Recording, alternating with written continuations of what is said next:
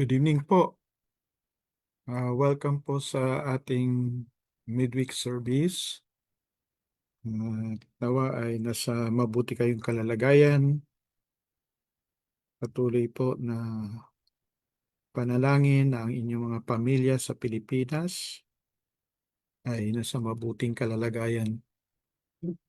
Tunay nga po na naging malaking hamon itong mga nakaraang araw na po sa ating mga kababayan at sa ilang mga kapatid na apektado sa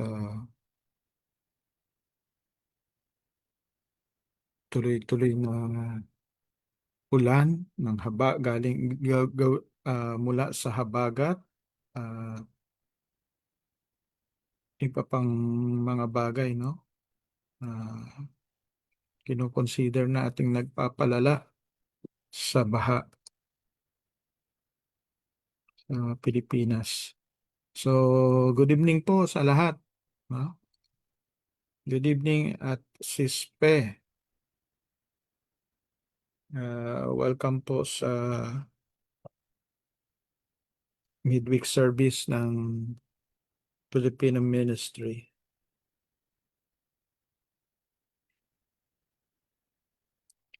Nawa ay nasa mabuti kayong kalalagayan, mga kapatid, lalo na yung inyong mga pamilya sa Pilipinas. So, magandang gabi po, Ate Al. At ganun din po sa ilang mga kapatid dito sa Taiwan na maaring ang Pilipinas o maaring ang pamilya sa Pilipinas ay apektado ng baha. Good evening po. Patuloy kayo na samahan ng Panginoon.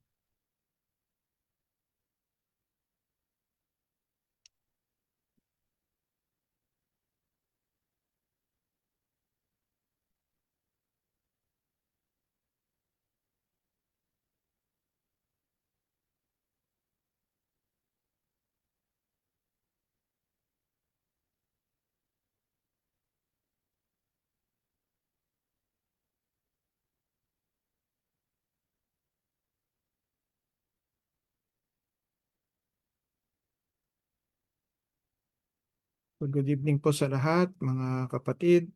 Welcome po sa ating midweek service.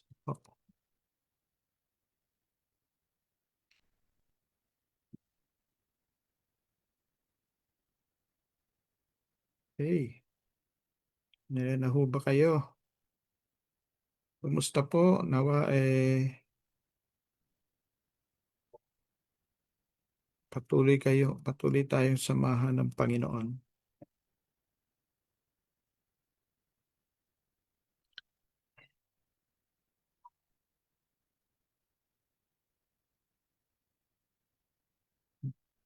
Good evening, Ate Maribel at Ate Margie. Ano po?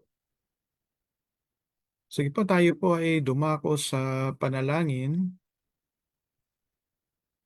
Panginoon, sa iyo po ay lumalapit na hiling, Panginoon, na kami ay iyo nga pong samahan, na hiling, O Diyos, na patuloy kaming pagharian, Panginoon, sa aming pag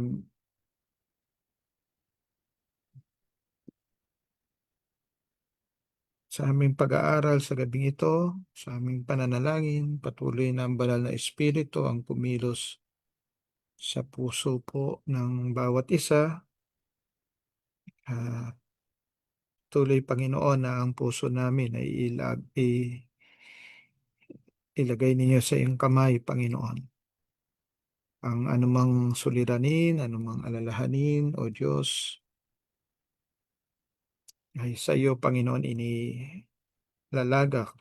We trust and we entrust everything unto you. Salamat po, Panginoon, sa pangalan po ni Jesus. Amen. Amen. Good evening po. Good evening po, Ate Andrea, Ate Isabel, Ate Lori.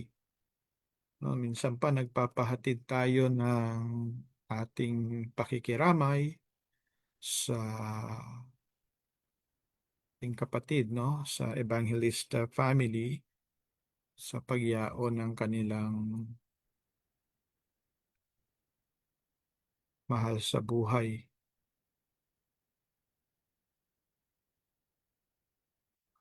Okay.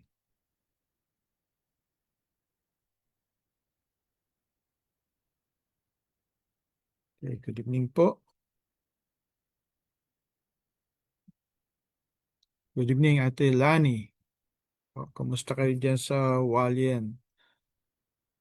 Maulan ho ba dyan? Apo, nawa ay maging mabuti ang ating panahon sa weekend dyan sa Walien.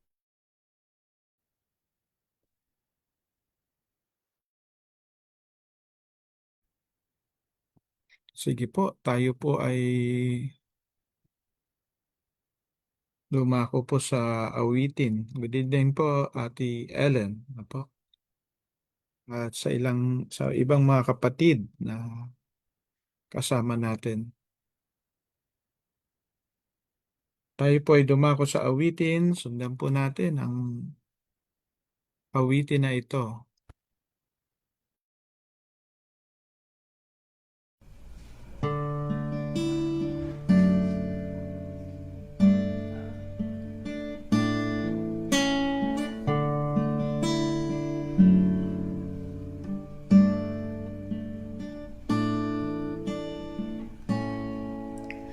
Awitin ko man lahat ng awit sa mundo,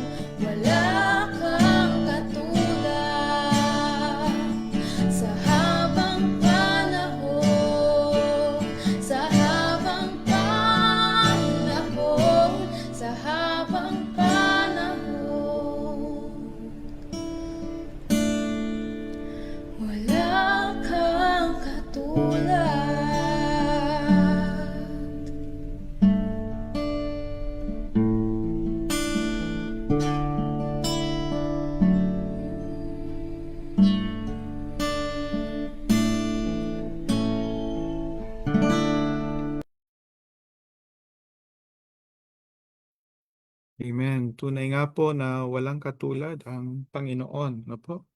So, magandang gabi po. Magandang gabi, Ate Norma, Ate Marjorie, Brother Joel, mm, Ate Maui. Magandang gabi po. Magandang gabi po, Ate Maan. So, tayo po ay dumako sa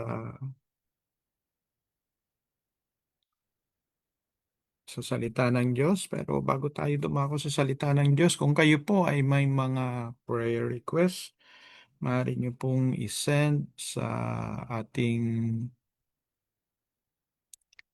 sa akin directly or pwede niyo pong isulat sa comment section. Ano po? Patuloy tayong nananalig at nananampalataya na anumang kalalagayan ng ating buhay at anumang panahon, hindi po nagbago ang Panginoon at patuloy siyang kumikilos, laging matapat at sapat sa bawat isa.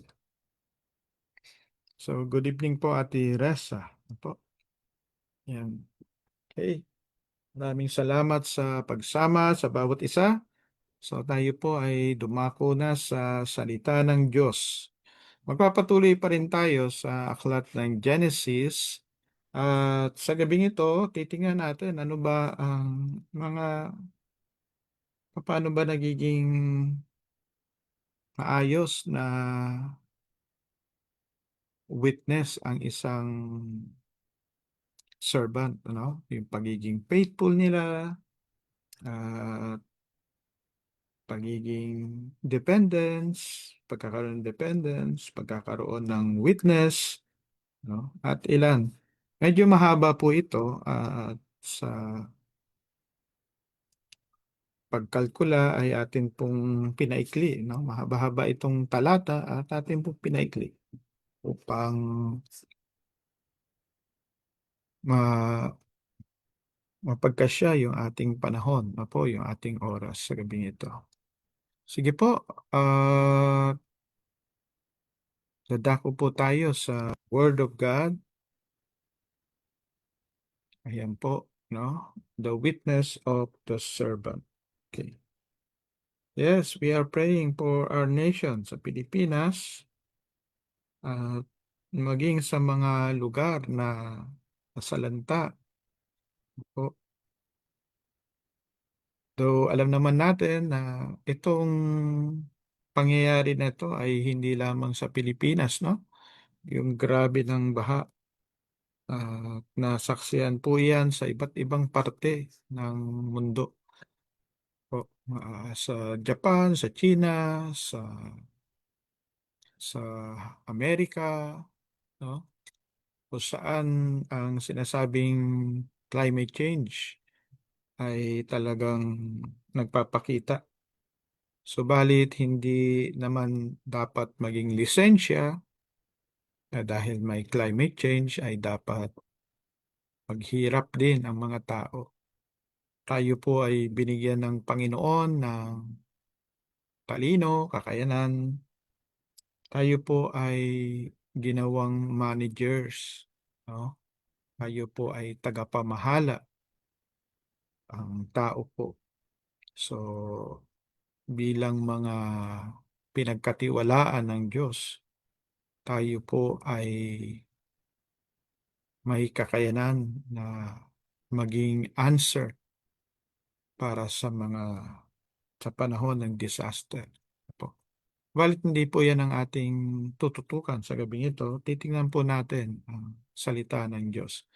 So ito po ay medyo may kahabaan. Ito ay 39 verses. Subalit ang ay sinamarize na ang karamihan. Po.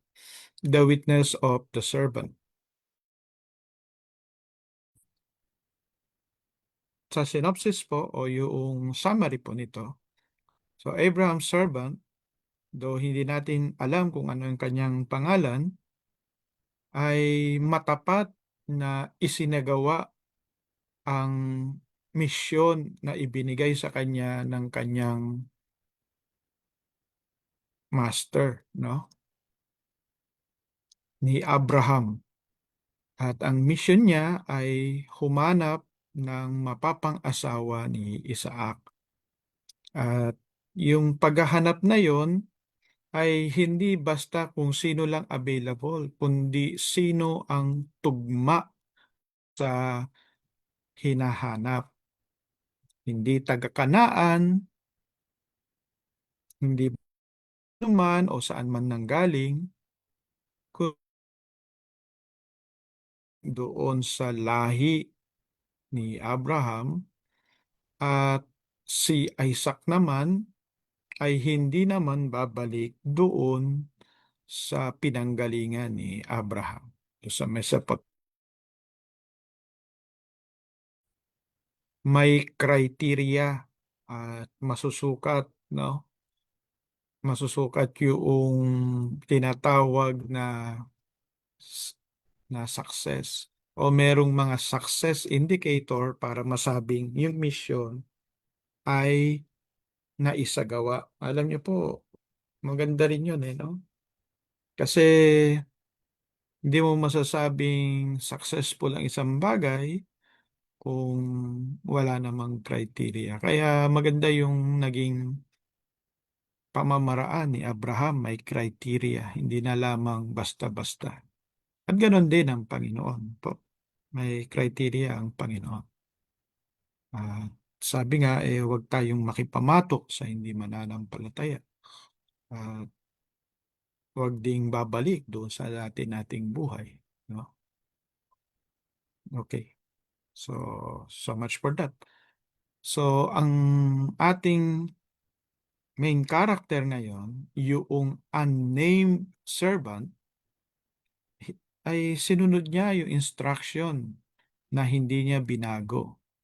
Siya ay nanalangin na gabayan ng Panginoon at siya ay nagtiwala na siya ay sasamahan at pagpapalain ng Diyos. Habang siya'y nananalangin, tinugon ng Diyos ang kanyang panalangin sa pamamagitan ng pagdala kay Rebecca doon sa balon.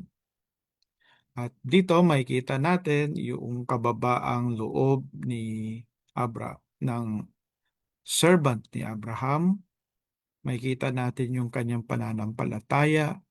Makikita rin natin yung kanyang pagiging matapat na saksi. Papaano kikilos ang Diyos sa pamamagitan ng matapat at masunuring lingkod. Matapat at masunuring lingkod na nagnanais may sagawa yung pinagagawa ng Panginoon.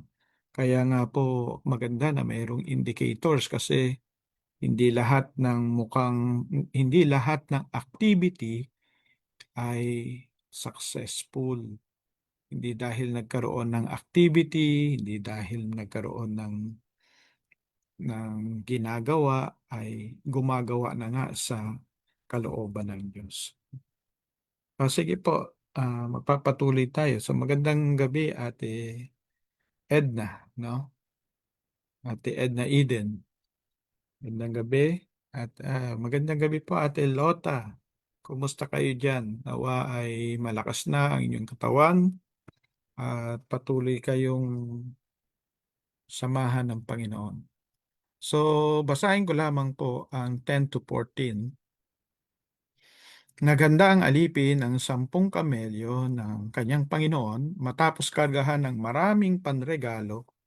Naglakbay siya patungong Mesopotamia sa lungsod na tinitirhan ni Nahor. Pagsapit sa labas ng lungsod, huminto siya at pinaluhod ang mga kamelyo sa tabi ng balon ng tubig na naroon. Sa gayong oras, tuwing magdarapit hapon, dumarating ang mga babae para umigib. Siya'y nanalangin ng ganito, Yahweh, Diyos ng Panginoon kong si Abraham, maging matagumpay nawa ang aking lakad. Tuparin po ninyo ang inyong pangako sa aking Panginoong si Abraham. Tatayo po ako rito sa tabi ng balon at hihintayin ang pagdating ng mga babae. Buhat sa lungsod para umigib. Ako po'y makikiinom sa isa sa kanila kapag sinabi niyang, uminom ka at paiinumin ko rin ang iyong mga kamelyo. Iyon na sana ang babaeng inihanda ninyo para sa inyong aliping si Isaac. Sa gayon, malalaman kong tinupad na ninyo ang pangako ng aking Panginoon. So, dito po makikita po natin yung servant, no po? Siya po ay nanalangin at specific yung kanyang pananalangin ay hindi lamang basta may babae siyang makita na dalaga, kundi yung kalooban ng Diyos ay may gagawin o may mga palatandaan. Ngayon, mga kapatid, kung meron diyang binata, baka wag naman ho ninyong gawin yung literal na ganyan, no? Na ang magpapainom sa inyo na o bibili sa inyo ng para ng kape at paiinumin kayo ng boba tea, iyon na, ano? Dito po eh specific po na mga kilos ang hinahanap nitong si servant, no? Sabi niya, tatayo po ako dito sa tabi ng balon at hihintay ng pagdating ng mga babae buhat sa linsod para umigib.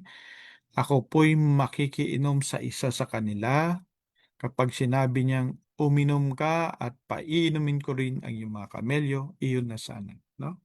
So, meron siyang specific na gustong gawin, hindi lamang paiinumin siya, kundi paiinumin din po pati kamelyo. Ngayon po, hindi ako pamilyar na sa kamelyo, pero sa mahabang paglalakbay at kung yan ay paiinumin at hindi naman yan basta-basta mga maliit na hayop, ang ibig sabihin niyan, yung hinahanap na babae ay talagang matiyaga, yan, no? At mag-e-effort talaga. At yung mga bagay na yon ay hindi gagawin na dahil mabait lamang, kundi gagawin ng isang tao na kasagutan doon sa panalangin, no? Specific na answer. Yan. At sabi ro sa verse 15, hindi pa natatapos ang kanyang panalangin, dumating si Rebeka na may pasan na banga ng tubig. Siya ay anak ni Betuel at apo ni Milka na asawa ni Nahor na kapatid ni Abraham. Siya'y dalaga pa at napakaganda. Lumusong siya sa kinaroroonan ng balon, pinuno ang kanyang banga at umahon. Sumalubong agad ang alipin at sinabi, maari bang makiinom? Aba, opo, sagot ng babae. At inalalayan niya ang banga habang umiinom ang alipin. Nang ito'y makainom na ay sinabi pa ng dalaga, paiinumin ko na rin po ang iyong mga kamelyo hanggang gusto nila. Isinalin niya sa painuman ang laman ng banga at pabalik-balik siyang sumalok hanggang sa mapainom ang lahat ng kamelyo. Tahimik na pinagmasdan ng alipin ng dalaga at iniisip kung iyon na kaya ang sagot ni Yahweh sa kanyang panalangin. Na po. At alam niyo ho, makikita ho natin dito yung servant. Though naroon na ang mga senyalis na kanyang hiningi, still hinahanap pa rin niya kung yun nga ang kalooban ng Diyos. Alam niyo po, maganda yan sa ating lahat, no? Na hindi basta lamang dakmain ang mga naririyan o i-grab, no? Kundi titignan natin kung yun nga ang kalooban ng Diyos. Napakainam po na maging maingat tayo sa mga desisyon sa buhay. Kaya napakainam na tayo po ay nananalangin. So God answered the servant's prayer immediately through Rebekah's kindness and generosity, confirming divine guidance in choosing Isaac. Merong isang pastor na nagbahagi na siya po ay nag-research na po nung siya po ay Bible student pa at kanyang tinanong ang isang kilalang pastor sa lugar nila at tinanong niya ang maraming bagay at sa pinakahuli, tinanong niya yung iisang bagay na kakailanganin ng isang maglilingkod sa Panginoon o isang magpapastor. Ano ang pinakakailangan? At ang sabi nung pastor na mas matanda, ang sabi niya doon sa nakababata na nagtatanong, ang pinakamainam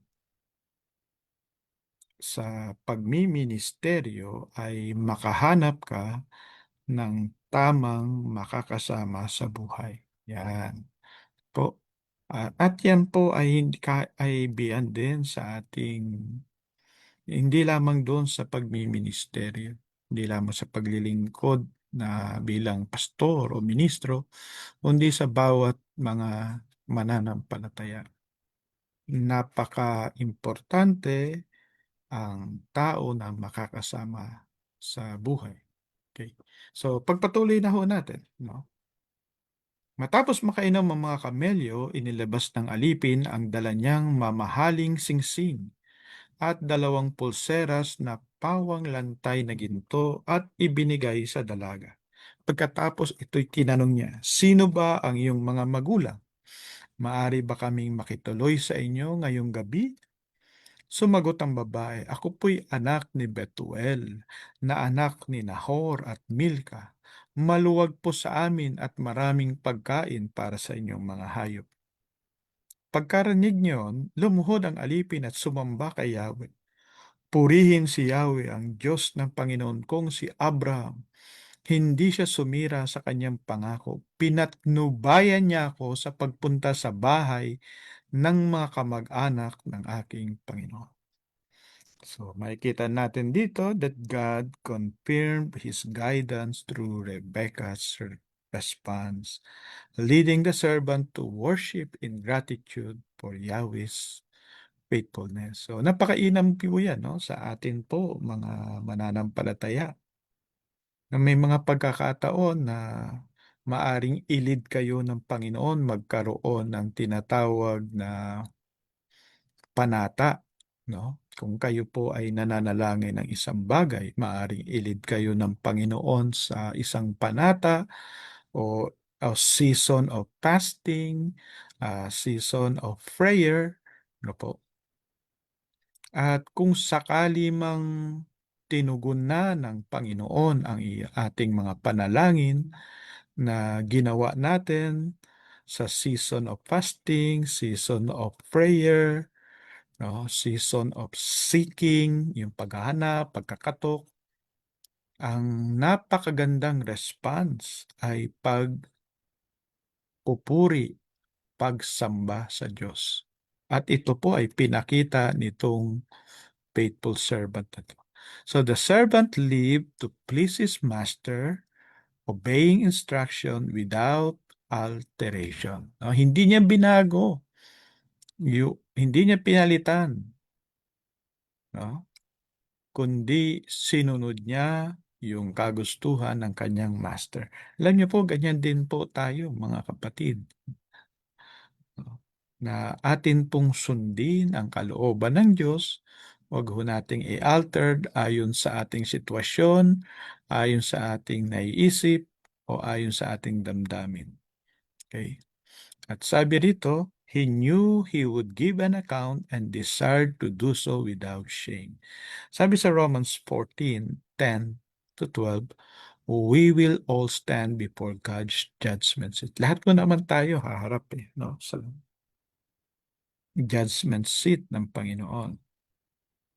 At tayo po bilang mananampalataya, we should seek na yung kalooban niya ang matupad. At paano natutupad yon? Natutupad yon if we abide in Him. No? Pagka tayo po ay may alam natin na tayo po ay naka-abide, kung tayo po ay sumusunod sa kalooban ng Diyos, magkakaroon tayo ng confidence sa kanyang pagdarating. So, ang tunay na mga lingkod ng Panginoon ay namumuhay for His pleasure, not their own. No? Hindi ho yung matupad yung atin o tayo po ay magkaroon ng tinatawag katuparan ng mga pleasure natin, no? Kundi ang ma-please natin ay ang Panginoon, hindi po ang ating sarili. Okay po. So, magandang gabi, Ate Chato. No? Okay. So, yung pangalawang punto, makikita rin naman natin dito,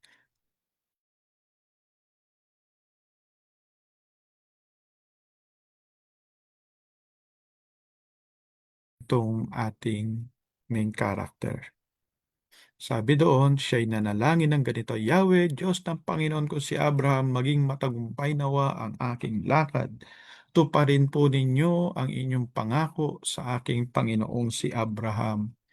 Tatayo po ko rito sa tabi ng balon at hihintay ng pagdating ng mga babae. No? Talagang yung kanyang pananalangin ay talagang may pagpapasako at pagkilala na tanging ang Diyos lamang ang may katamang katugunan at tamang answer sa kanyang mga panalangin. So, yung servant sa kanyang pananalangin, he trusted God's providence o yung pagkilos ng Diyos, yung pagpo-provide ng Lord ayon sa kanyang pinananampalatayaan. Kaya hindi pa natatapos ang kanyang prayer, dumating na si Rebecca.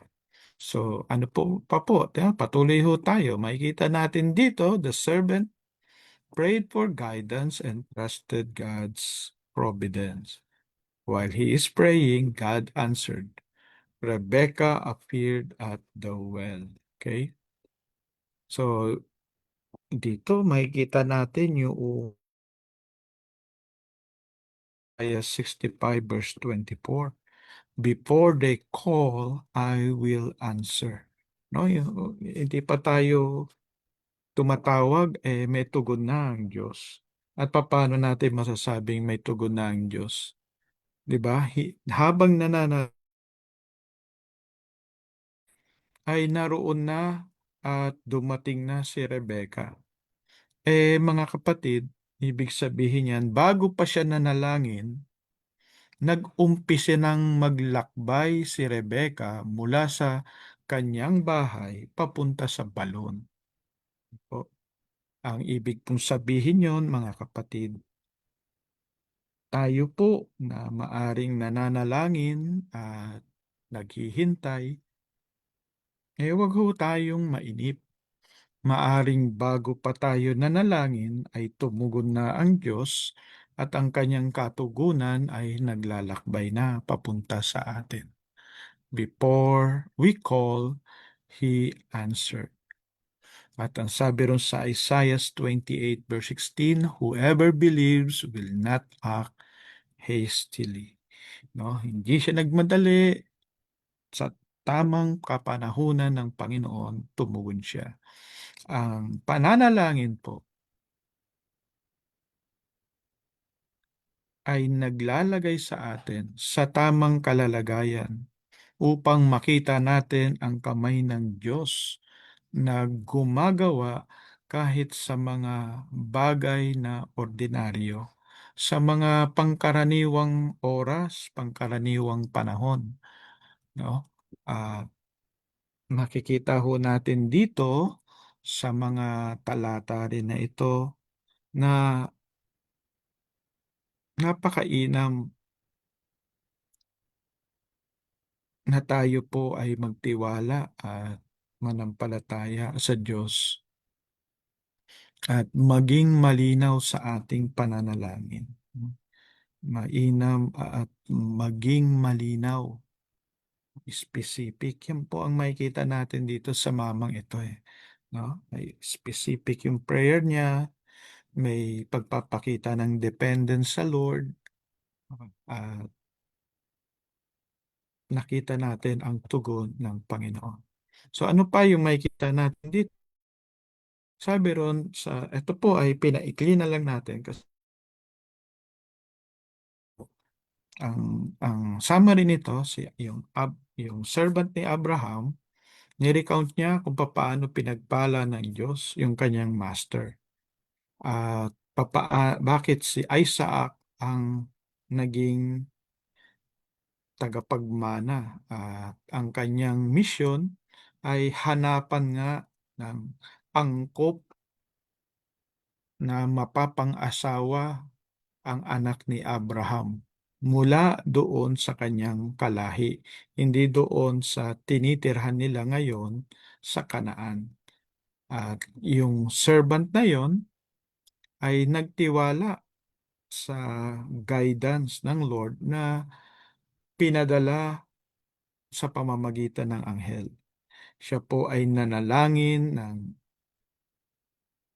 malinaw na sinyales at hinanap niya yung confirmation. At dahil dito, nakita niya ang confirmation ng Lord sa pamamagitan ng kabutihang loob nitong babae.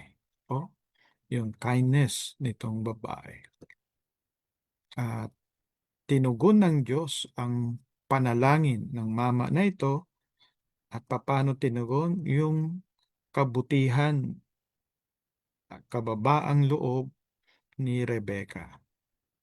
At yung bagay na yon ang patotoo, kino-confirm na tunay nga na ang napiling asawa ni Isaac ay si Rebecca. At,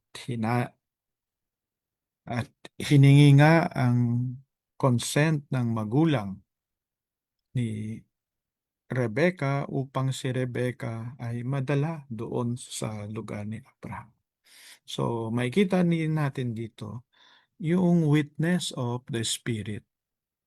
Yung servant, hindi niya itinaas yung kanyang sarili. Ang itinaas niya ay ang kanyang master. At ganun din po tayo, mga kapatid, sa ating pag-witness.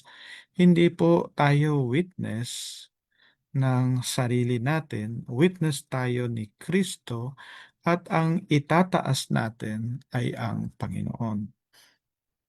At dito rin makikita natin, nagbigay ng gintong mga alay itong servant kay Rebecca.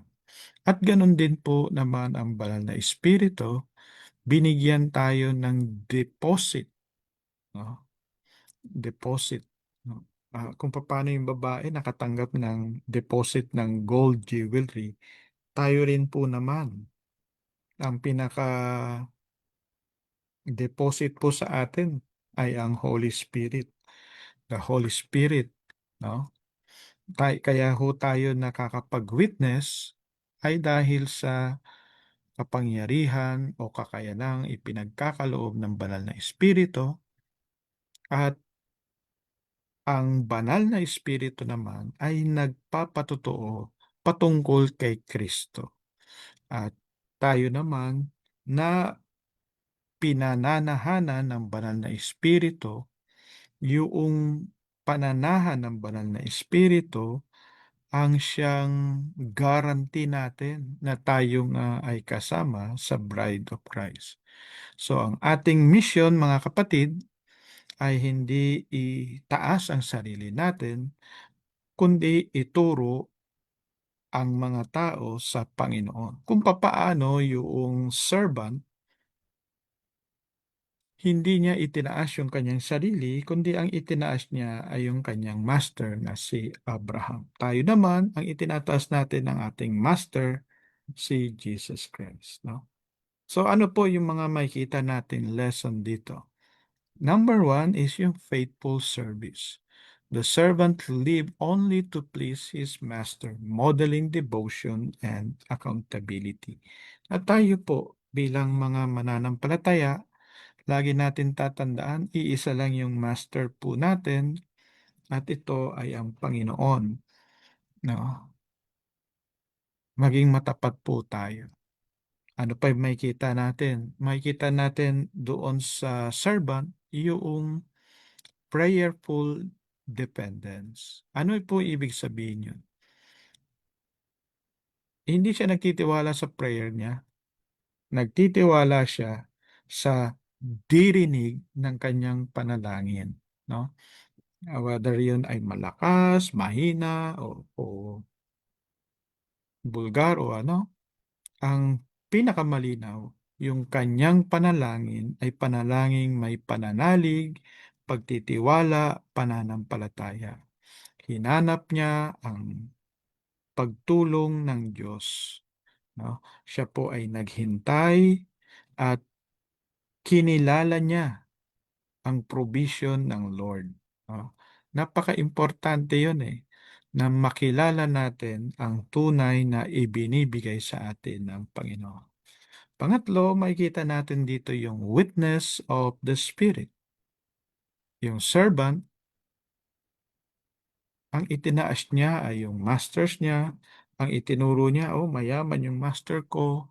At ganun din po tayo, ang banal na espiritu ay kikilos upang itaas ang Panginoong Hesus sa ating pagwi-witness, sa ating pagtuturo, pangaral, o kahit sa pagsasalita man lang. No? Hindi tayo ang magaling ay ang Panginoon. Nawa patuloy hong maging reminder sa atin yan. At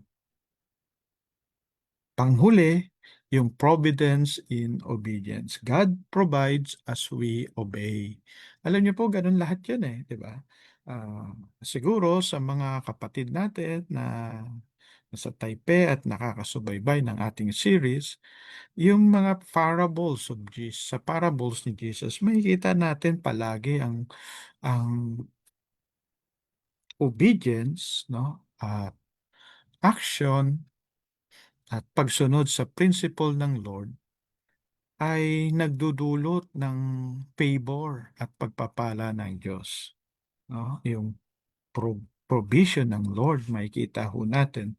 Makikita ho natin yung principle ng sowing and reaping na ang susi ng pagkakaroon ay pagkakaloob. Makikita natin doon. Makikita rin natin doon na ang part natin ay magtanim, no? At yung pag-ani, ito po ay darating na po at yung patience ay napaka-importante. So, dito naman, yung kay Rebecca, makikita natin na talaga yung humble act of service, no? May pagpapakumbaba. So, si Rebecca dito ay para bang sasabihin nating picture ng church, no? Na kung saan si Isaac ay picture of Christ. At yung servant ay mga tao o mga mananampalataya na nagwi-witness, no? O nagbabahagi. At si Rebecca po, dahil sa kanyang pagpapakumbaba, sa kanyang paglilingkod, no? At nung naibahagi yung dahilan ng servant, ay nanalig na ng palataya, sumama nga yun At dahil doon, naging part siya ng covenant family. So ito po yung mga final takeaway natin as a believer, no? Bawat isa sa atin ay servant. So let us serve faithfully. Nakikita ito ng ating master, ng ating Lord. Whether tayo ay nakatago, whether tayo ay nag-iisa, no? O may nakikita o wala, nakikita tayo ng Panginoon. So maging matapat tayo sa paglilingkod. Pangalawa, let us pray expectantly. No? Specific, with faith, at waiting. No? Yun. Malinaw po yun. Manalangin tayong nag-e-expect na tutugon ang Diyos sa atin. Malinaw na pananalangin, specific kung ano ang ipinapanalangin, at makikita natin dito sa pangyayari na ito that God answers in His time. Dito sa pangyayari na ito ay daglian. Kung babasahin natin, daglian. Diba? Kasi habang nananalangin, dumating na si Rebecca. Pero kung iisipin natin, ibig sabihin yun, bago pa nanalangin yung servant na ito, tumugon na ang Diyos. Naglalakbay na si Rebecca papunta sa balon. Yan. Naglalakbay na si Rebecca papunta sa balon. At dito rin makikita talaga natin yung timing ng Lord. Timing ng Lord. Ikaw ba ay nasa waiting period? Ikaw ba ay parang hanging? Tayo ba ay tayo ba ay para bang harid o nagmamadali? Let us trust God. Magtiwala tayo sa Panginoon. He answers in His time. At dito rin makikita natin yung pag-witness boldly. No, itong servant na ito, talagang bold siya, no? Talagang naging witness siya ni Abraham. Tayo naman, mga kapatid, tayo naman ay witness ni Christ. At i-point natin ang mga tao papunta kay Kristo, hindi papunta sa atin. At panghuli, every act of obedience may open the doors to God's greater plan. Ano daw? Every act of obedience may open the door to God's greater plan. Mas maganda ang plano ng Diyos. Po. So, yan nawa ay kayo kahit kaunti. Kung may pagkakataong kayo, ay mabasa niyo po nawa yung buong talata, no? At salamat po sa pagsama sa gabing ito. Nawa ay nasa mabuti kayong kalalagayan kung mga kapatid na nasa Pilipinas, na po, ipakahirap ngayon, yung maaring hindi pa napasok yung tubig yung bahay ninyo, pero ayan, hindi naman napasok, pero hindi na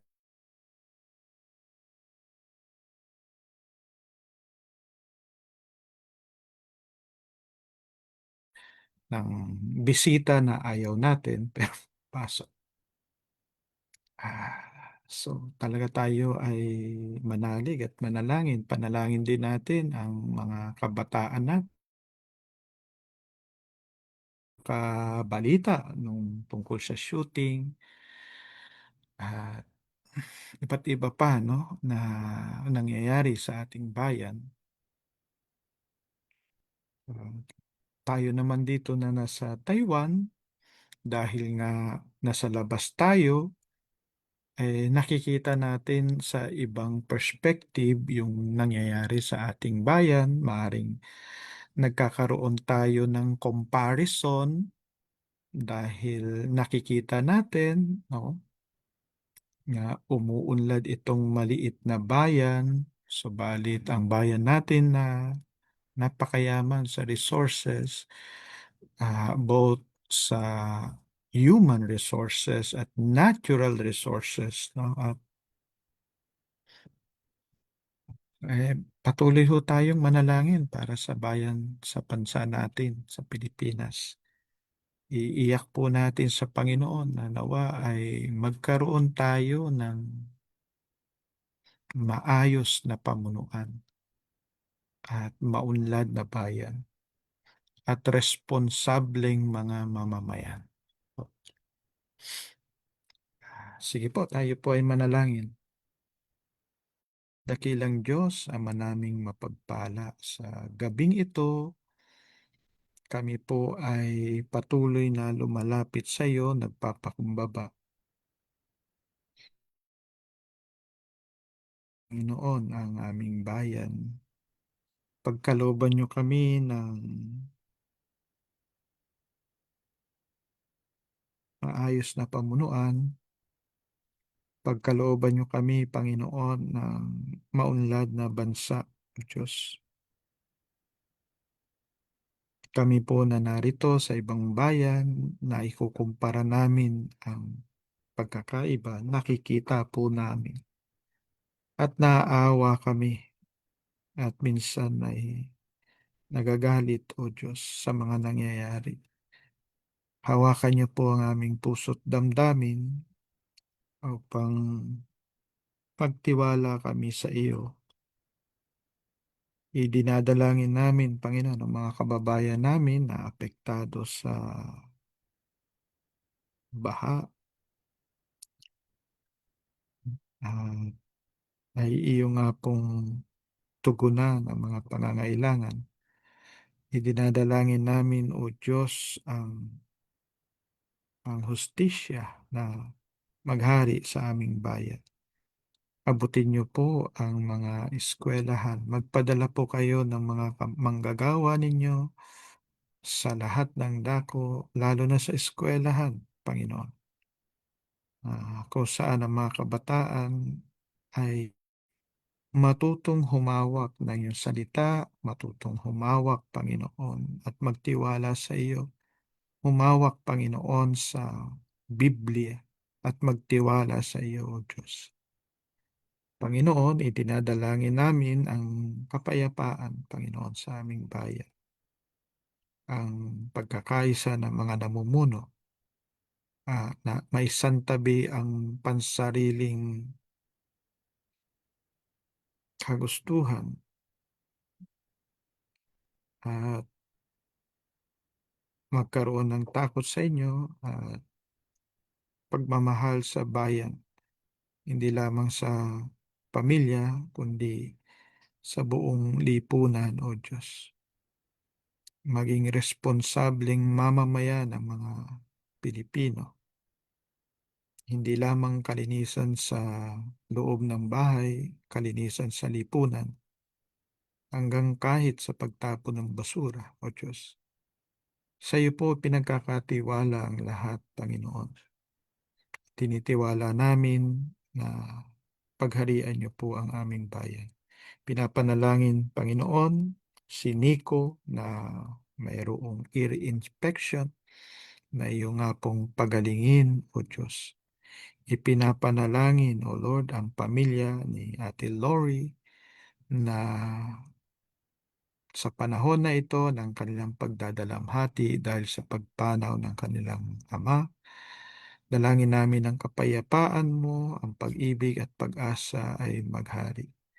Pinapanalangin namin ang bawat isa sa amin.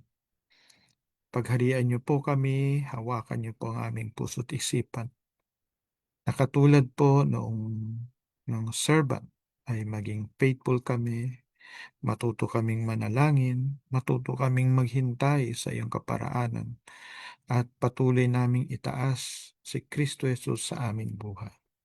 Pinapanalangin ang gawain, O Diyos, sa gawain sa sa mga small groups, gawain, Panginoon, this coming Saturday sa Taoyuan, ang gawain, Panginoon, para sa water baptism sa Hualien this coming Sunday.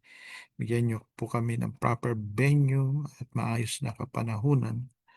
Paggabayan niyo po ang mga coordinators, O God. Pinapanalangin, O Diyos, ang gawain sa Taipei. Pagpalain niyo po ang bawat isa, ang biyaya mo'y maranasan, ang presensya mo ay maramdaman. Pagpalain niyo po ang mga ngaral at ang bawat isang maglilingkod sa iyo. Bigyan niyo nga po ng katatagan ng loob ang bawat isa at maranasan namin ang mapagpala mong kamay, O Diyos. Panginoon, maraming salamat po. Patuloy na pagharian niyo po kami, pangunahan at pagkaisahin. Maingat pong ibabalik sa iyo lahat ng papuri, pasasalamat sa pangalan po ni Jesus. Amen. Amen. Magandang gabi po mga kapatid. Tayo po ay panandaliang magpapaalam. Patuloy po nawa ay makita natin ang kamay ng Lord na kumikilos sa ating buhay. Maaring matagal pa ang ating paglalakbay para makita natin ang katugunan ng Diyos sa ating mga panalangin. Huwag ho tayong manghinawa. Huwag ho tayong give up, no? Sa ating pagtatanim, aasa tayo na darating ang panahon ng pag-aan. God bless po sa lahat.